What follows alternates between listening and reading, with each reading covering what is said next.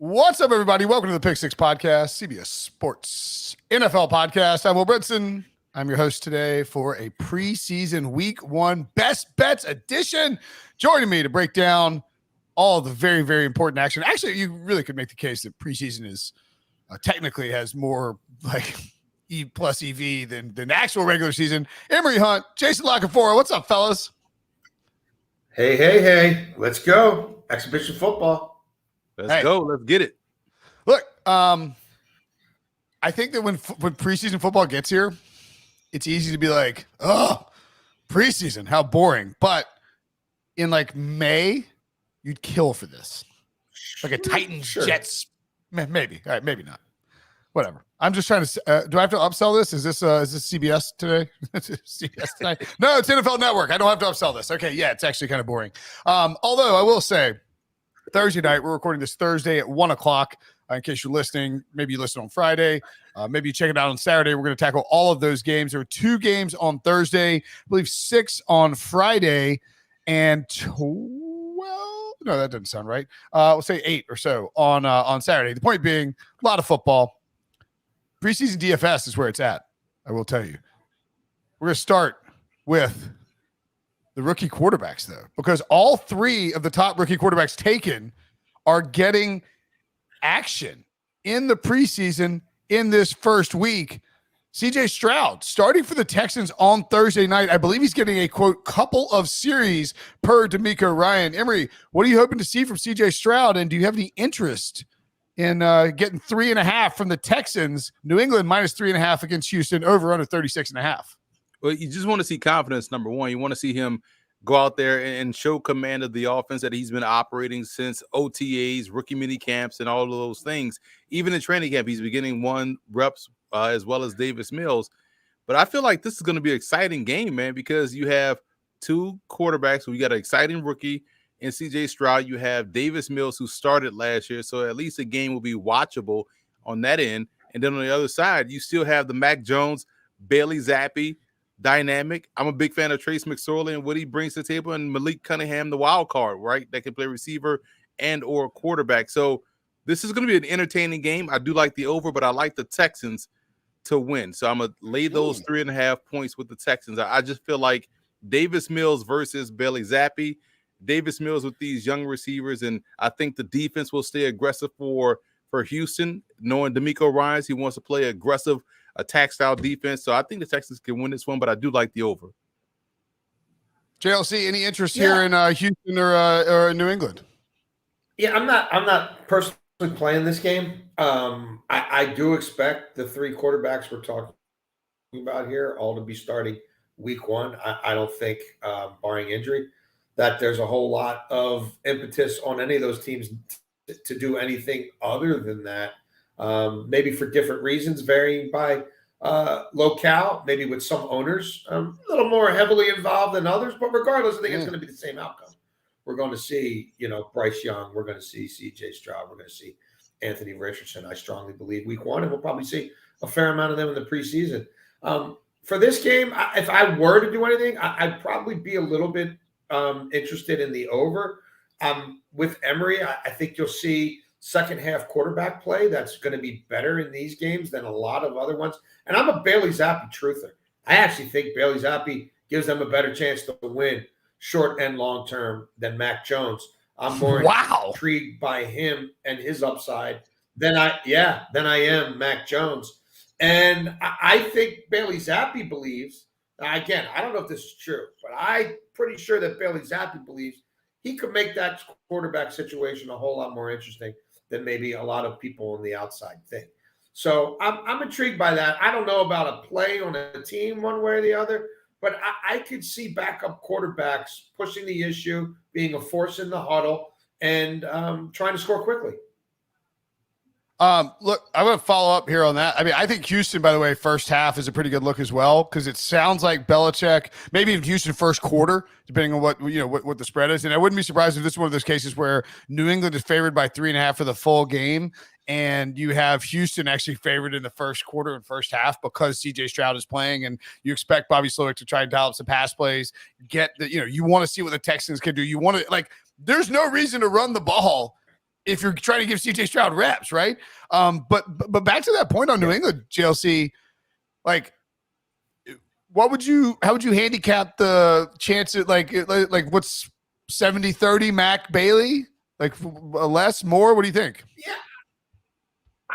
Look, I think it's going to be real difficult based on where they took Mac Jones and the fact that this coordinator obviously has a history with that Alabama program and Mac Jones. However, I believe Bailey Zappi is going to give them something to think about. I don't think it'll be enough ultimately because there's only 3 games. And again, how many starters are going to be playing? So I don't think it's going to happen. I don't think there'll be enough time for it to happen by week 1. But I do believe that Bailey Zappi will play well enough that he plants a seed in everybody's head that, like, if Bill O'Brien doesn't have Mac Jones looking like whatever they think first-round pick Mac Jones is supposed to look like by week 6 or week 7, and the defense is pretty good, and they're protecting the football by and large, except for when the quarterback turns it over. Yeah, I find that situation maybe more interesting than most. Maybe that's just me. No, I mean, I like it. It's spicy. Emory, any thoughts on Zappi having a chance to unseat Mac Jones? Ryan, by the way, shout out Ryan Wilson. If Mac Jones does go down, it's a tough day for the Wilson household. Well, we saw him get benched last year, right? So it's not out of the realm of possibility that, he's still under fire. So I think Bill Belichick wants to see both guys compete at the highest of levels, which if you're looking at who is the better pure passer, maybe it's Mac Jones. And if they're both playing their best, then you have to give the nod to Mac Jones. But if not, if it's even, it's cheaper to go with Bailey Zappi, and you might as well throw him out there. So that's why this particular preseason game is going to be must-see TV. I was actually on HQ on Thursday and had to talk about the Patriots wide receivers. And I didn't really know what to say. For how long? It's not often as someone who's written about the NFL for like 10 plus years that you like Googling Patriots wide receiver. I think you check the depth chart too, but I was like, I was like, why are we talking about that? Obviously they're playing on Thursday night, but it's like, I ended up coming across Mike Girardi, who on 98.5 The Sports Hub was asked about the Patriots wide receivers and described them as stink, stank, stunk. And Kendrick Bourne actually repeated that. He goes, actually, it's stank, stink, stunk in his press conference. It's a bad group, man. Whether it's Bailey or Mac, they don't have a lot of help. A lot of people think that the Panthers aren't giving Bryce Young a lot of help, but Adam Thielen, Hayden Hurst, not too terrible. Joe Person, friend of the pod, counted up unofficial stats for Bryce Young from the training camp over 11 practices, 93 of 145, only 2 batted passes over that span, which is pretty good. 64.1%, again, unofficial, which is pretty close to 64.5 that he had last year at Alabama. We are expected, JLC, to have Bryce Young playing against the Jets on, I believe that is for Saturday, because I'm doing the preseason show, bigger QB storyline, JLC. Bryce Young or Aaron Rodgers? Probably a force here. Bigger storyline. Well, I think Bryce Young's going to win more games than Aaron Rodgers. How's that? Okay. Emory jump back too. Does that make it the bigger one? I don't know. That's okay. I mean, I don't know if that makes it bigger or different or spicier or hotter. But I think Carolina break that down, and I think the Jets are going to crater. So, well, I mean, look at the Jets' early season schedule, right? I mean, I think looks pretty daunting to me. I don't believe in Aaron Rodgers. I don't. I'm fading his touchdown totals.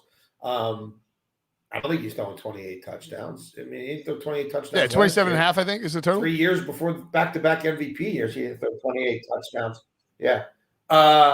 No one talks about, like, the offensive line. Like, I mean, I just kind of wonder what planet I'm on. Like, we can talk hard knocks. Like, you can try to sell me on a lot of stuff about that team, but I'm not a Robert Saleh guy. I sure as hell aren't a Nathaniel Hackett guy. I'm not an Aaron Rodgers in the Big Apple at age 40 as he's a declining guy. And I'm not real big into Max Mitchell, probably the best right tackle on the team because Mekhi Becton couldn't even look good in the Hall of Fame game. Like I'm not buying it. And the left tackle is like 36 years old. This is not David Bakhtiari in his prime. This isn't that thing.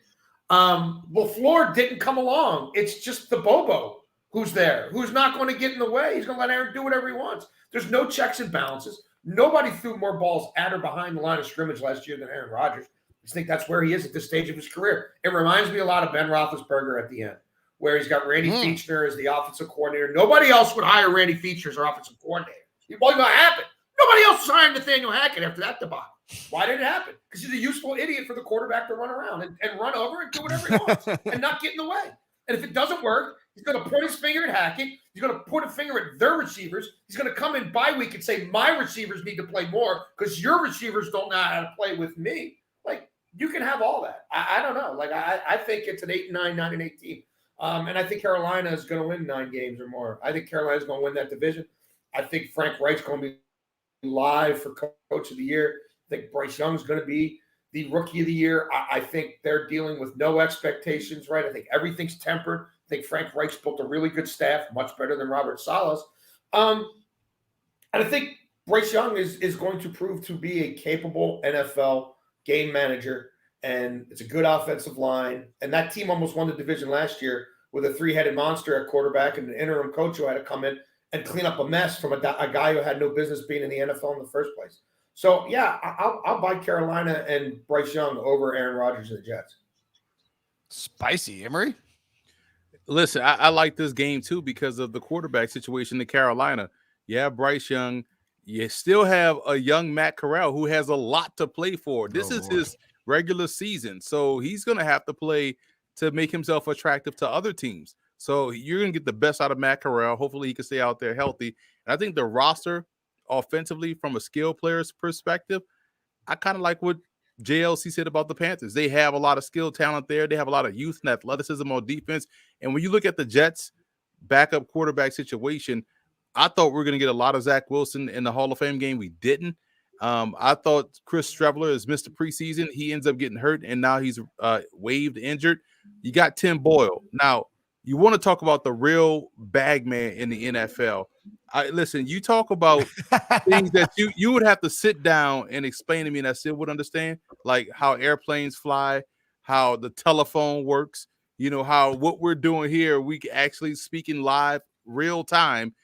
Tim Boyle has never thrown more touchdowns and interceptions in his career at UConn, at Eastern Kentucky, and 4 years into the NFL. His average yards per attempt at UConn was 4.7. It was 6 even at Eastern Kentucky. It's 5.4 in the NFL. How is Tim Boyle in the NFL as a quarterback? That's going to be Mr. Second and third quarter for the Jets. I like the Panthers defense. I think the Panthers will win here, so I'm going to lay these points with the Panthers. Shout out to Tim Boyle for making it to the NFL, playing 4+ years. It's not a knock. I just have questions. I need someone to walk me through how he was able to hold his own with those numbers in college and last 4 years in the NFL with those numbers. 5.4 yards per attempt, 4.3 million career earnings. Not a bad way to Bagman. The baggies, Tim the Bagman Boyle. I like this. Living right. Yeah, we need a graphic of like Tim the Bagman Boyle. So JLC mentioned the Coach of the Year and Offensive Rookie of the Year. Excuse me. I've got I just published a piece on CBSSports.com. Been doing them all over the past couple of weeks for award previews. Actually, I think I hijacked it from JLC. Sorry, JLC. But I split them up because I'm promiscuous like that. Coach of the Year, Frank Reich. He's like 25 or 30 to 1. Like, what do we do? All you have to do is do like 3 wins. The average is like 3.5 or maybe 4 wins above your win total. So the Panthers get 10 or 11 wins, and Frank Reich is in the mix for that. They win the division, and it's his. Bryce Young at 5 to 1. Bijan Robinson, I love. My love for Bijan Robinson, well documented. But look at the history of quarterbacks winning the Offensive Rookie of the Year award. Josh Jacobs rushed for 1,150 yards. We saw his agent, our boy Chad, at the Super Bowl. He's complaining about it. Kyler Murray beat him with a 5-10-1 record. And then you got Justin Jefferson goes for 1,400 receiving yards as a rookie, and he loses to Justin Herbert, who went 6-10. Like, if a quarterback wins 8+ games and is good, it's over. 4-1 Bryce Young, and 5-1 on DraftKings as well is a very good bet, in my opinion. It's a short number. Don't care. I would bet it. I like the Panthers too. Panthers first half here. I think Frank Reich, the step up in terms of coaching from Matt Rule to Frank Reich is maybe a bigger jump than Nathaniel Hackett to Sean Payton, which is saying like a lot. So I'm quite high on the Panthers this year and agree with you guys on them on Saturday. Finally, Anthony Richardson suiting up for Indianapolis. No Josh Allen for Buffalo. Indy -5 against Buffalo. JLC, you've been hawking the cowboy, Jim Irsay. By the way, do you know Jim Irsay? He's the honky tonk man. The honky tonk man. That's right. I was devastated to find out he actually bought Jerry Garcia's, the final guitar Jerry Garcia played with, for $3 million. I saw it on Instagram. It was like, come check out JimIrsayCollections.com. I was like, no. What do we think about Anthony Richardson and what he can do? Will we see anything from him in terms of rushing or what they want to do with their offense in this preseason action? Well, look, the kid's going to play a lot, and I think if you're looking at the Indianapolis Colts and where they are as a franchise, just listen to how Jim Irsay gushes about Peyton Manning's 3-13 season. He talks about Peyton Manning's 3-13 season like it was 13-3, because in his mind it ultimately was, right, because it was the beginning of the springboard to the only sustained success he's had as an owner, right, is when Peyton Manning fell in his lap. So the kid's going to play. He's not going to care how many games they win with the kid. He's just going to care about, do I feel better about him in December than, a lot of other people? And am I going to look smart? Is this going to make me look good? Because I'm Al Davis. Everybody just doesn't know it. But yeah, I'm the PR guy. I'm the coach. I'm the GM, and I'm the owner, all wrapped in one. I invented football. Just ask me. So in this game, I don't know. Like, I think you'll see the Anthony Richardson experience. Do I think they're going to want him running all over the place? No, but he's going to be out there. He's going to be playing football. The adrenaline's going to be flowing. He doesn't have a whole lot around him. I mean, the running back, nobody knows when he's getting there. The offensive line fell into disrepair last year, even though they brought a center right off his couch to try to fix it. I don't know, what are the Colts? I'm not buying Gus Bradley. I don't, but they kept him. Why? Because I think the owner likes having him around. So I just don't think that whole thing's going to work. For this game, I don't really have a feeling about it one way or the other. I'm interested in watching Anthony Richardson. I'm really intrigued by Anthony Richardson. I would have loved, what I'd love to see Anthony Richardson with? Frank Reich. I think that would have been really interesting. I think it's going to be really good for Bryce Young. With this rookie coach, I don't know. Well, I listen. I like him with Indianapolis. I like him with Shane Steichen because they're going to run the Eagles' blueprint. You hope you get a healthy Jonathan Taylor out there because that run game is going to be insane with a mobile quarterback. Offensive line should be improved. 3 excellent pieces healthy up front is more than a lot of teams. Ryan Kelly, the center, Quentin Nelson, the guard, Braden Smith, the tackle. So they're fine there. They have about 15 legit options at tight end. And they also have some good wide receivers in Pittman, Alec Pierce, Josh Downs, the rookie. So there's a lot to like about Indy. And if you guys remember last year, this was one of the more entertaining preseason games. This game went down to the wire. You got Sam Ehlinger versus, I think, Matt Barkley. They were competing, going back and forth. But in this game, I think the Colts have a lot more depth than the Bills do. And so when you think about Anthony Richardson, probably going to get a series or 2. Then we're going to get Gardner Minshew. And then you still have Sam Ehlinger, who is Mr. Preseason. So I feel like that continuity, along with the young depth that they have, the talent that they have on offense, could help keep this going more so than Buffalo. So I like the Colts here to win. I will also take the under as well. I like that. By the way, Emory, for those who didn't watch the AFC win total discussion earlier in the week, Emory high on the Colts to win the AFC South at that was a pretty good number. Not quite Texas number, but probably maybe a smarter bet. The honky tonk man coming up. Sam Howell might not be a rookie, but he's got a lot of attention on him, and certainly an intriguing quarterback in the NFC East. Can he take the Commanders, the Commodores, to preseason glory? We'll tell you coming up next after the break. CBS Sports Network goes all in with the World Series of Poker. We're talking a full house of characters in a competition flush with cash. The World Series of Poker on CBS Sports Network. All right, JLC, you are high on the team formerly known as the Fighting Dan Snyder. Of course, Pick Six Podcast. By the way, Jason Canfora, Emory Hunt, will Brinson here. I don't know. Am I? Maybe I am. Oh, you're high on them for this week? I don't know. Okay. No, I think. Well, yeah, by the way, you covered this team. I think they could be. I think they could be. Yeah, that was 3 names ago. And thank God, 2 owners ago. I think they could and just be the one second-best racist team name. in that division. Yeah, that's what they were. They were called a slur when I covered them. That's right. Yes. I think. Look. By the way, I mean, like you're in Baltimore now, but like, what do you think about the ownership change here? And like, because I think Washington week 1 is a good look, just because that crowd, like that, like that fan base, like, dude. I mean, Giant is awake. Yeah. Right. Yes. So you love Washington plus 3. Mess some stuff up. Rivera will mess stuff up, and maybe Eric Bieniemy will get the reins at some point in time. But no, I think they could be an interesting team. I think there's talent on defense. I think Sam Howell can manage games. I don't expect much other than that, but I think he can do that. They were in a lot of games last year, and I think they finally have someone like who they're going to rally behind, at least in the short term. And yes, that ownership boost is real. So I like them here in this spot. I think Sam Howell will be in positions to perform well. I think both these coaches are going to – I mean, when I look at the games, I'm actually going to put my money on for fake football. Like, I've got to find something that I feel like is some sort of different motivation or the mind. I'm more looking at the mindset of these coaches. And Ron Rivera has made it very clear that he knows he's auditioning for this new owner. And new owners are really naive, and they get caught up in stupid stuff. Like, I can remember Dan Snyder going crazy when they won the Tokyo Bowl in Japan with the old ball coach as the head coach, right? And they ran there. He's like, can you run your real offense against the Jets? And they did. And they scored like 42 points in the first half. And they were, they thought they had something there with Danny Warfel or whatever. So I can see Ron Rivera, like, I feel like he gave us a little portal into his psyche and how fragile he is when he threw Bieniemy under the bus. So he's coming off of that with a quarterback that he didn't get behind till it was too late, but it's the best he's got right now. Although personally, I think Jacoby Brissett's better, but they're not going to, like, that's not really in play right now. I think he's going to want to win this game for the new guy.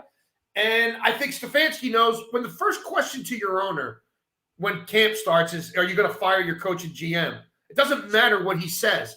You're on the hot seat. So I think however much Watson plays or doesn't play or whatever, I think Kevin Stefanski is looking for some positive vibes. He's looking to cut ties with last year and start over. I like the over here. And if you're going to give me Washington at plus 140 with our guys at Caesars, which is a little bit higher than I've seen at most other shops, I'm going to take that as well because I think Ron Rivera is fragile enough that he will try to play this game to win if it's close late. Yeah, I think both teams, you're right, JLC, both coaches will kind of treat this like a regular season game, especially with the excitement we saw coming out of Cleveland last weekend with Dorian Thompson-Robinson and how he had some wild plays. Guys were making plays across the field. I feel like Washington wants to show up and show out in front this home crowd. So I like this game as a matchup standpoint. I like both rosters. I think both teams will be really good this year. Washington, I agree with you. Brissett is probably better than Howell. So how much of Howell will we see? How much of Brissett will we see? Otherwise, we'll get a lot of Jake Fromm, and that could kind of swing it back in Cleveland's direction. But I feel like we'll get a lot of Brissett here, enough to where I could take Washington in the points. But I do like the over because I feel like when you have a Dorian Thompson-Robinson, that's exciting, and you have the young QB out there trying to make plays, you're going to let him rock out probably from the third quarter on, and then we should see some fun football, get some points on the board. So I like the over too. And DRT, big time runner. We talked, Aaron Rodgers talked about it in Hard Knocks. We saw it in the Hall of Fame game.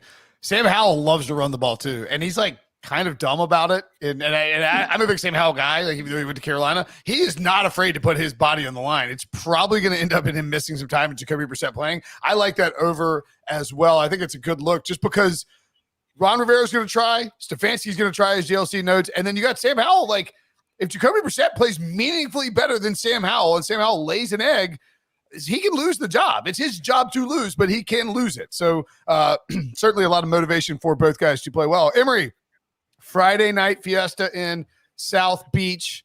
By the way, Rob Ninkovich had Rob Gronkowski on his podcast, and there's an interest. Anyway, it's worth check it out. It's worth checking out. He had some funny stories about South Beach to tell. I highly recommend it.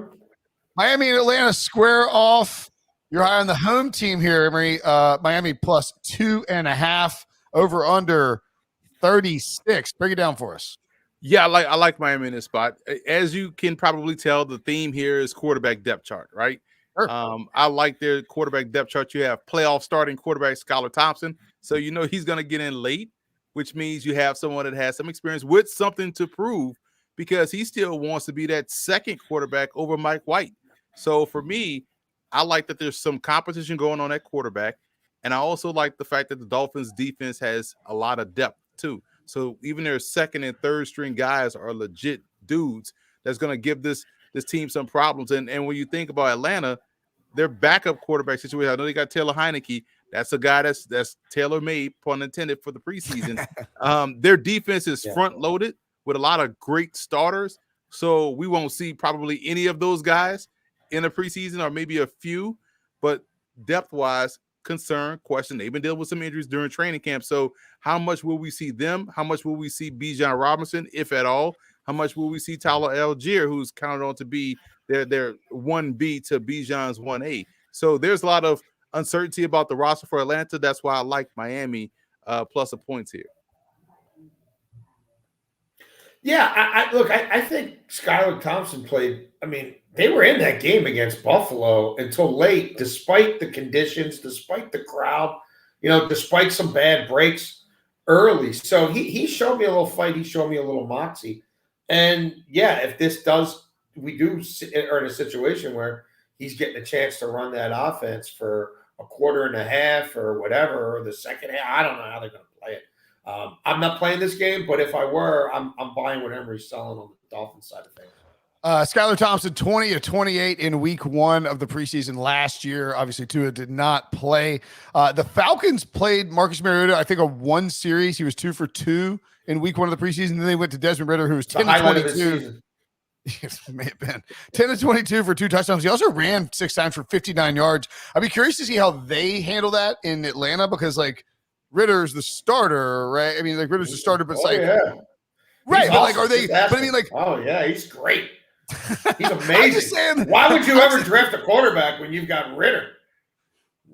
Just get him a running back. They'll be fine. I'm high on Desmond Ridder, but it's also illegal. Amazing. That's why he didn't play till week 14. Until the other guy went AWOL on the team. Yeah, he's great.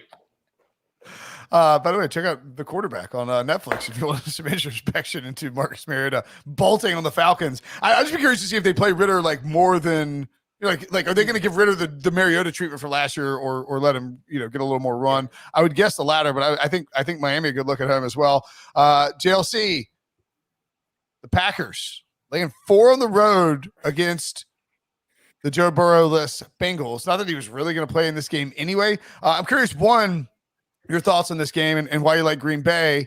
And then 2,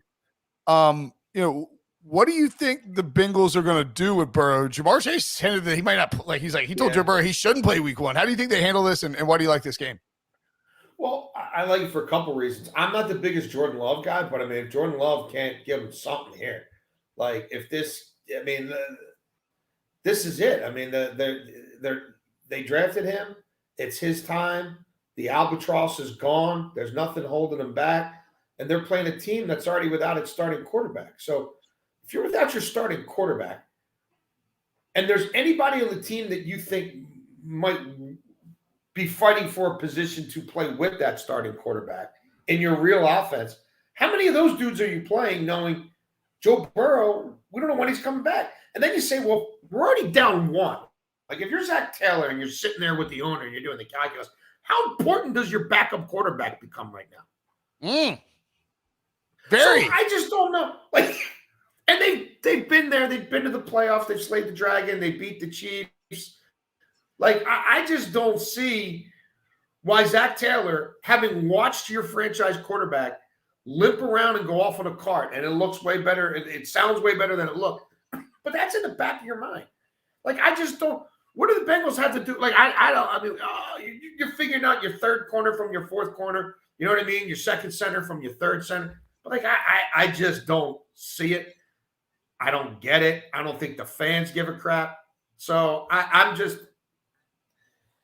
looking at LaFleur coaching for the first time without Aaron Rodgers, and I'm looking at Jordan Love, and I don't care if he plays one series or whatever. I just feel like the Green Bay Packers need to show something to themselves, even if it's in the back of their minds, even if it's in their subconscious, that like we are a legitimate football operation and we don't need that old ass quarterback holding us back anymore.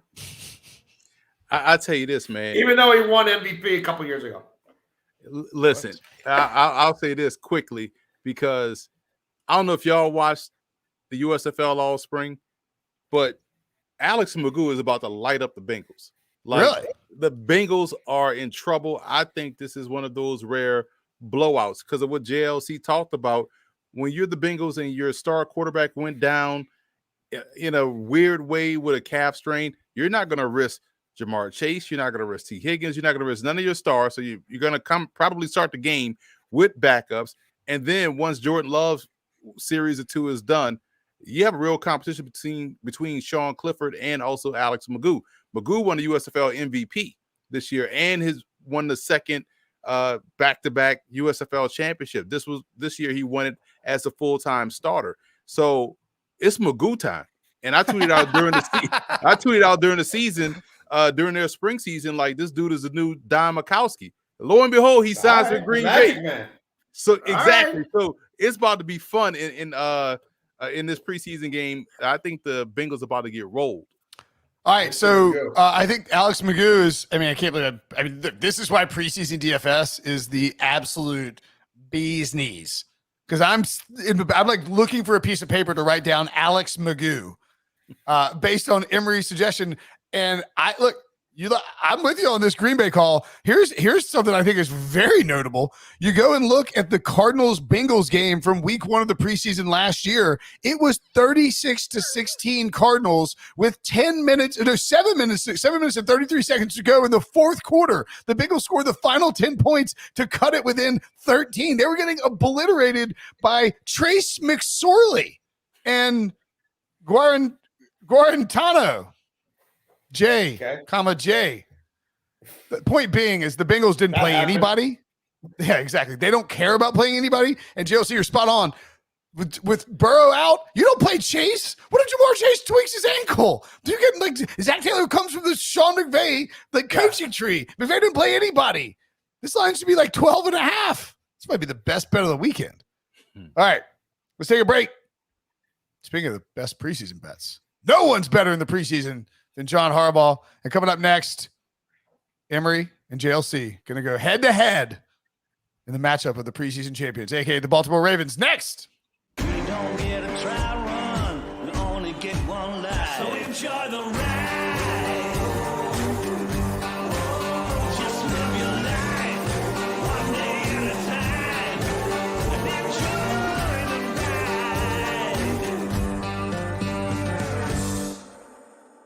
Known fact. Welcome back to the Pick Six Podcast. Will Brinson, Emory Hunt, Jason Canfora. Little known fact, the Baltimore Ravens have won 400,375 consecutive preseason games. Something like that. John Harbaugh, noted king of the preseason. But, Emory, do you think this line, Baltimore -6 against the Eagles, is it too inflated, or are you backing Harbaugh to keep rolling in the preseason? Over under 35.5.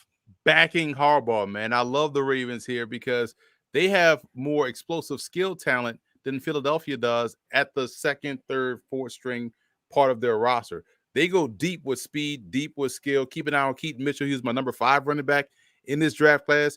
This dude has legit track speed. So he's going to find one of these little creases in the third or fourth quarter and make a house call. And everybody's going to be talking about Keaton Mitchell all throughout the rest of the week. And defensively, they're facing, after Jalen Hurts series or 2, if he gets a second series, they're facing Marcus Mariota, Tanner McKee, and Ian Book.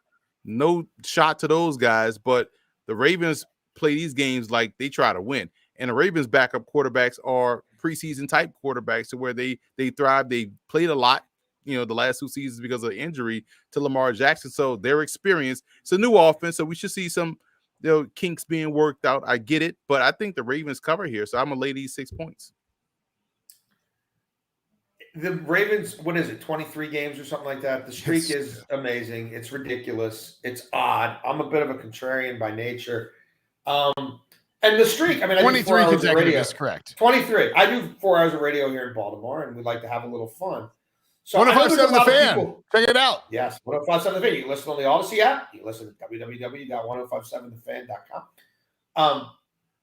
So I'm like, all right, well, if there's people extrapolating, and they are, that this streak means the Ravens are so awesome at drafting players and developing the back end of the roster, and there's so much depth there that's why they do it. So we had our producer go through all 23 of these box scores and compile the Ravens' leading rusher during the streak, the Ravens' leading receiver during the streak, leading receiving tight end. They're all nobodies. These weren't dudes who went on to great things here, or they were the last man cut here and they caught on with the hapless Arizona Cardinals and had a career. Dude, we're sitting there like, bro, I don't even remember that guy. Like, how many preseason games did he play in? Like, so I'm not buying that theory. I think there's something flukish here. And I think if you pay attention to John Harbaugh these days, they are more than anything else the most risk-averse team in the league. They're at war with J.K. Dobbins because they got his season ended on a terrible field against Washington 2 years ago in a preseason game that he's still bringing up and saying, I can't believe they cost me a year of my career for a game that didn't matter. Why the hell did they play me in that game? What were they thinking? It's his words, not mine. So they're not playing anybody. They're playing nobody. Bateman just got back out there. I saw Odell Beckham catch one ball on the sideline. He didn't even come up lame. His just body language looked a little bit off. They sent his ass back. You were good. Mark Andrews replaced the divot because his leg twisted a little bit. Andrews, you're done. You're out. You're out of 11 on 11s. You're bubble wrap. So, I mean, I like Anthony Richardson. I don't know who he's throwing to. It's not going to be Nelson Aguilar. Nelson Aguilar right now is with the ones. I don't think you're going to see Nelson Aguilar. You look at this line versus all these other lines, and it's so much bigger, I think, in large part because of the streak. But I don't know if the streak's going to matter a whole lot in this one. I think Howie Roseman's pretty good at finding depth and finding interesting, guys who, if they don't make his team, go somewhere else. So this is just too many points for me. I mean, they're going to win 24 in a row. Like, everything ends at some point. And the more I've looked at this, you're getting plus 205 now on the money line. Like, these games are weird. These games are coin flips, ultimately, aren't they? I mean, we're sitting here hashing it out, but, like, come on, it's preseason football. You're throwing a dart. Plus 205, a lot of other books are like plus 180, plus 185. I'm taking Philly on the money. I'm going to bet them with the points, and I'm going to bet them a couple bucks. I'm like, nothing big on the money line. Like, come on, really? This Ravens thing's never going to end? I mean, don't you think though? Like, there is. I mean, look, you're close to the team. I mean, you know that team well. I think the 6 is probably too much because it's a little bit of like inflated. The Ravens. Although I wrote Keaton Mitchell down on my preseason DFS notepad here, Emory. So be aware when I'm cashing that Millie Maker, that week 1 Millie Maker on Saturday. It's I'll certainly throw you a couple shekels for the Keaton Mitchell house call. But I mean, like I do think it's Tariq Black. Go. I'm going to throw Tariq Black out there. Okay. All right. Texas, wide receiver with some size. All right. I like what we're talking about here. We'll be playing preseason DFS all weekend long, starting Thursday night, of course. 2 game set. I think it's probably like because of the Ravens' reputation, the line is probably a little inflated. But I do think they want to win. They want to win. I mean, they want to win. They like the streak, right? They want to win, but I think you're looking at a starting offensive line of like Daniel Falele at left tackle, and I think he's only playing a series. Like, they've gotten so hammered here for so many guys getting hurt and doing stuff that really didn't matter, that the sentiment I get from being around here is like, that thing is cute, but like, my God, if we lose anybody who we care about at all in this thing, we're not going to sleep at night. So I just, and again, right, just the odds. Take the whole say we knew nothing about either of these teams, right? And we came down as aliens, and someone explained to us what fake preseason football is and told us one of these teams has won that thing 23 straight times. You'd be like, that seems more random than like, right? How much longer is that going to go? And you're giving me 2-1 that it ends this weekend. I'm going to put $10 on that, whatever. That's fair. All right, rapid fire. We got 2 more bets you guys want to give out. Emory, Titans plus 3.5. Walk me through it. I like the Titans plus the points. Competing quarterbacks. You want to see how Malik Willis does second year in the offense. You want to see the rookie Will Levis. They have a lot to play for. And if you guys quickly notice, the best way I think to play preseason is to have fun with it because it is fake football. Parlays. Like try to get a 16-team parlay of straight up winners and put $1 on it and just have fun fake football wise. Preseason parlays, money line. By the way, people who say like you shouldn't bet on the preseason, it's like, dude, like were you there in the pandemic when we were betting on like, you know, like overnight Russian ping pong with like fixed matches? Like I mean, like wait, you can't bet on preseason football? Marbles? Of course you can bet on preseason football. Like we bet on regular football. Did you see the Hall of Fame game? Like back to back at the end of the game, there's like it's like this like random flag on a call that was like clearly about pass interference. And the very next play, they chuck it down the field. Some guy gets tackled. Just nothing. It's like betting on football, betting on the NFL is in. Look, I mean, we do it. Of course, we love doing it. Everybody's. I'm not going to encourage you to do it, but I mean, I'm not going to discourage you either. It's fun, and betting on the preseason is fun too. If you think football's random, where do you see the preseason? That's my selling point. JLC, you got Jerry Jones fever. Cowboys money line. Yeah, you know what? I just feel like they usually do an all right job out there in Oxnard. And I'm not a big Cowboys guy in general, but this to me is like what they excel at. And plus 162, Mike McCarthy, a little bit of a hot seat.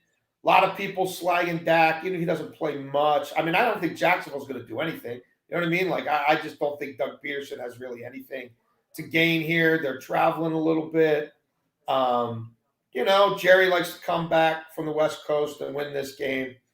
I just playing a hunch here. And, yeah, if you want to have a little fun, put $5 on Philly plus 205, Washington plus 140, and Dallas plus 162 on the money line.